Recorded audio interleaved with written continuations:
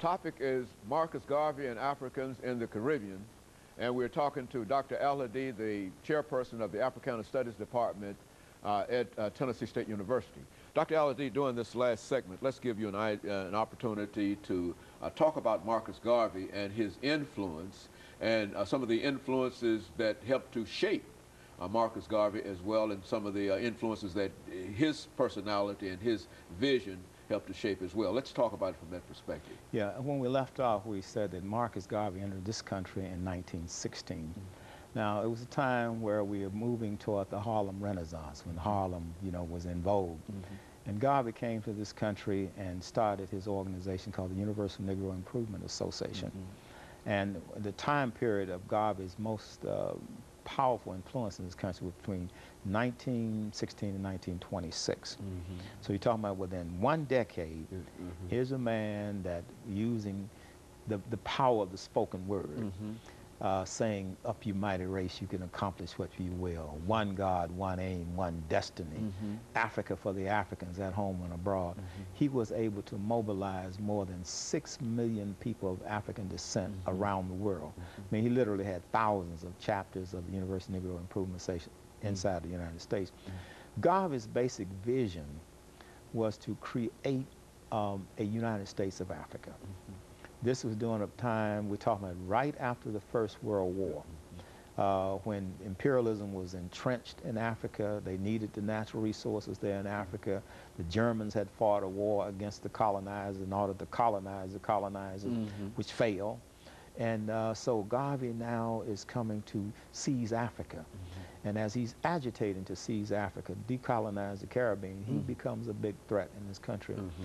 And he became so much of a threat that J. Edgar Hoover infiltrated this movement, and for the first time in the history of the Federal Bureau of Investigation, mm-hmm. he actually hired an African American mm-hmm. with a code name 800, mm-hmm. not just an informal person, mm-hmm. but a person actually on the payroll mm-hmm. to infiltrate his organization.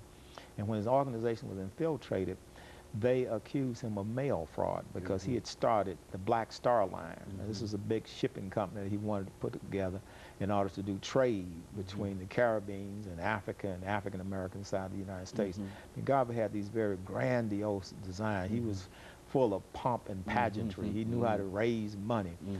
Very, very charismatic. Mm-hmm. He had the type of charisma of, say, of a Martin Luther King mm-hmm. or a Malcolm X. But he could just stand on a street corner and just move thousands of people. And he was very powerful in that regard. Mm-hmm. Now, his organization was composed of West Indians and African Americans. Mm-hmm. And as you know, sometimes West Indians and African Americans don't always see eye to eye. Mm-hmm. So you had this type of tension in the organization. Mm-hmm. You also had tension in the organization around the question of people who were educated and those that were uneducated, mm-hmm. people from the South, people from the North. And there was some corruption in the organization because he surrounded himself a lot by people that he could trust, mm-hmm. but not necessarily people that were competent, people that were loyal to him, but not necessarily competent. So that was part of his undoing. And he built the organization around himself mm-hmm. rather than delegating responsibility and leadership. And then there were some areas where he didn't have competencies. Mm-hmm. And so that created this problem inside of the organization. Mm-hmm. But when he was eventually arrested for mail fraud, he was taken to prison in Atlanta around 1926. Mm-hmm. And when he got out in 1928, they sent him straight back, they deported him rather, mm-hmm. back to Jamaica mm-hmm. and told him he couldn't come back inside the United States. So mm-hmm. after 1928, his power inside of this country and around the world started mm-hmm. to wane mm-hmm. in terms of his organization. But his vision did not go away, because you have to remember, while he was talking about uniting people of African descent around mm-hmm. the world, Du Bois was also organizing his Pan-African Congresses mm-hmm. during the 1920s as well. And so they were working concurrently. Du Bois was organizing the intellectuals, mm-hmm. and Garvey was organizing the masses of the people. Yes. Mm-hmm. He left Jamaica because by the time he got back to Jamaica, he tried to start up some businesses. Many of them failed. And he was just somewhat, a period of time he was a hero, and then the other period of time, mm-hmm. That sort of waned and the people turned on him. Mm-hmm. So he left Jamaica and went back to London mm-hmm. around 1935. And so he pretty much died there in London.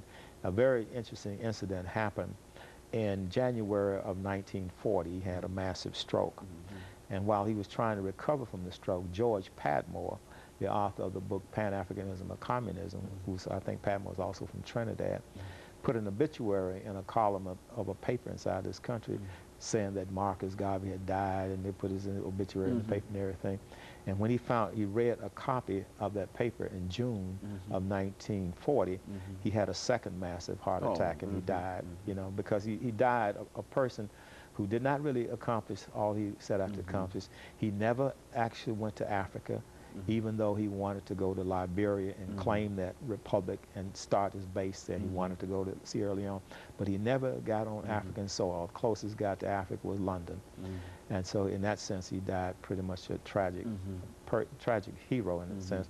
But at the same time, in 1935, while he's in London, another person is at Lincoln University by the name of Kwame Nkrumah. He picks up Garvey's book, The Philosophy and Opinions of Marcus Garvey. He reads this book thoroughly. In 1945, he goes back to the Gold Coast and starts to implement the vision of Marcus Garvey. In other words, you can kill the dreamer, but you can't kill the dream. So the dream of Garvey was reincarnated on African soil in Kwame Nkrumah.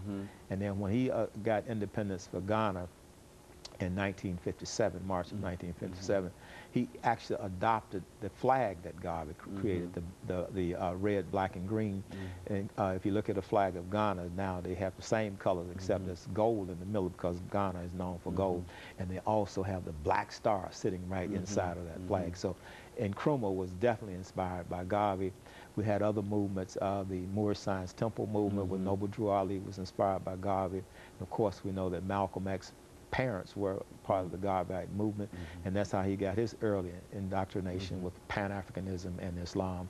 And then toward the end, after he left the Nation of Islam, then he went back to establish his organization called the Organization of Afro-American Unity, which was modeled in a certain way after Garvey's Universal Negro Improvement Association. So that whole Pan-African dream, or you can talk about people like Stokely Carmichael, Kwame Ture, also from Trinidad, inspired by Marcus Garvey.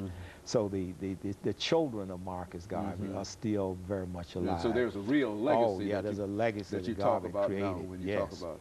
And he inspired Jomo Kenyatta in Kenya to create the Mau Mau and bring about independence in Kenya. So the book, the jury is still out in terms of the impact of Garvey on people around the world. And then of course when Maulana Karenga creates Kwanzaa, you know, he adopts the colors of red, black, and green. You have the red, the green, and the black candles, and also the bandera, which is Swahili for flag. So they adopt that flag. So Garvey's influence is still here. And every time you see someone walking around with red, black, and green on, or a flag, or an armband, or something like that, or a cap, you know that's the influence of Marcus Garvey. Marcus Garvey influenced Bob Marley with the Rastafarian movement. So he picked up the colors of Marcus. Of course, Bob Marley was also from Jamaica. He grew up in Trenchtown, but Garvey was a great influence on Bob Marley as well. And I think, Dr. Al-Hadid, we might say that even some of the more popular activities that Africans are involved in, African Street Fair Festival, for example, all in a real sense can be said to go back to that period of, with the influence of Marcus Garvey, the economic influence, and et cetera. There's no doubt about it, yeah. And also with the creation of the Organization of African Unity on the African continent, which is a framework designed to unify Africa. And you can trace that back to Marcus Garvey as well. Well, now, what can we do over the last minute and a half, Dr. Al-Hadid, to make Garvey's career much more public? It seems that only the historians and people like yourself know about Marcus Garvey. What would you suggest over the last minute that we have that could be done in order to sort of resurrect Marcus Garvey and his influence? Well, one thing we're going to do with the 11th Annual Africana Studies Conference is that Saturday, which would be the 4th or 5th of February, we're going to have a Garvey Marley concert. And that's going to be an annual feature of our annual conferences to make young people more aware of the teachings of Garvey. I mean, I use Garvey's philosophy and opinion in my classes, and I constantly expose students to that. So in the small way in which I'm working, I'm trying to make Garvey's ideas effective. And then we need to have more conferences and meetings centered around Garvey's idea. Because a lot of people think that Garvey was just talking about putting people on, African Americans or black people on ships and then taking them back to Africa. His plan was much larger than that. He was talking about creating the United States of Africa, and then where African people are, they can still relate back to the motherland, even though they might remain in the African diaspora physically, spiritually, and in culture. They would and of course, with Africa. Dr. Al-Hadid, we're out of time again, as you generally know. And let me thank you for coming by and giving us that excellent information about Garvey and some of his activities. And let me encourage our audience to tune in again next week for another informative edition of Comments. Thank you and good morning.